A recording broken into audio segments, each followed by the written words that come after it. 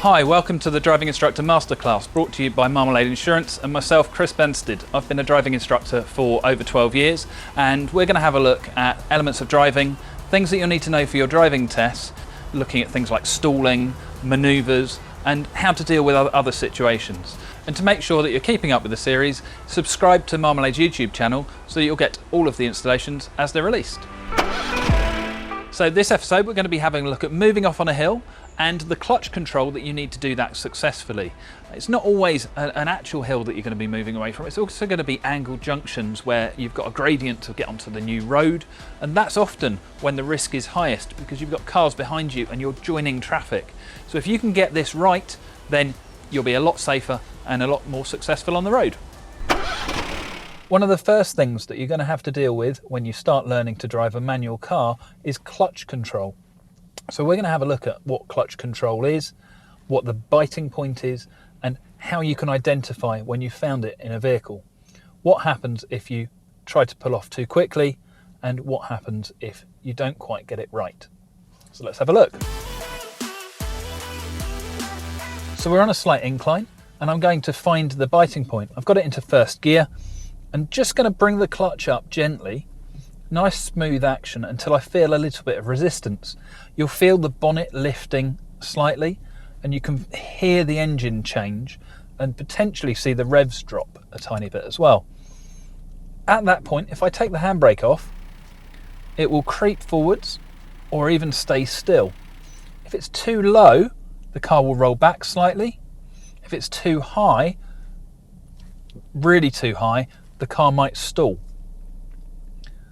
So if we get it just to the perfect point, that will hold the car still, so we're ready to go. And when we're ready to pull away, we'd apply some gas to increase the power of the engine, and then we'd move off.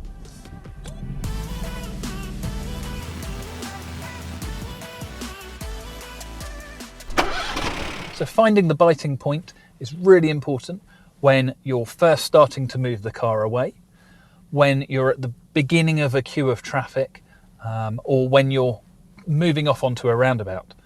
So looking for the feel of the engine, the movement of the bonnet, is going to be able to get you to identify exactly where that biting point is and how that clutch control works. A really good way to practice is to go and find a quiet hill and just try and hold the car still. Apply some gas, move forwards, stop, and then do it over and over again until you really get a feel for that pedal.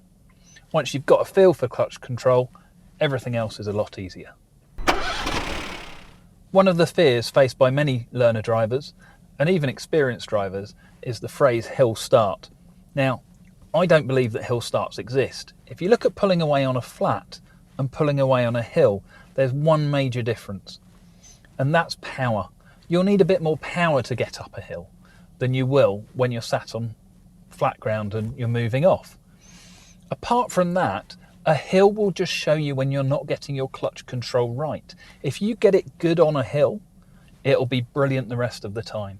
So go and find a hill, have a go at it, get that balance right. What you're looking for is a pause. You're looking for the moment when you've got it in gear, you've got that biting point perfectly there, and you release the handbrake and the car stays still. At that point, you can then start to move away.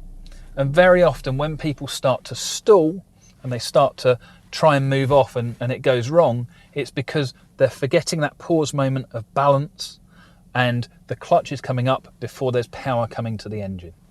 So the only thing different about a hill is it highlights your potential flaws. So get it right, get it to that point where it'll hold, doesn't go anywhere, and then you can move away with a little bit of power. Once you've got that right, everything else will be easy.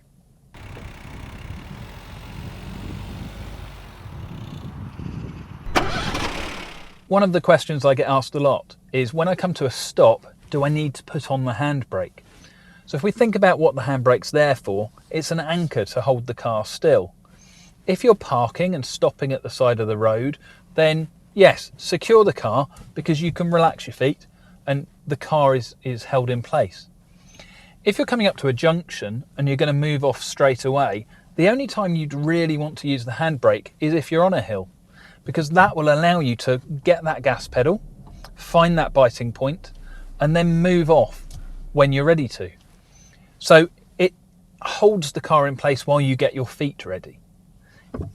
What you can do if you come up to a stopping point is keep your foot on the foot brake, gently find your biting point, which will hold the car long enough for you to move your foot to the gas pedal, and then you'll be able to move forwards. But there's that risk of you rolling back if you're on a hill.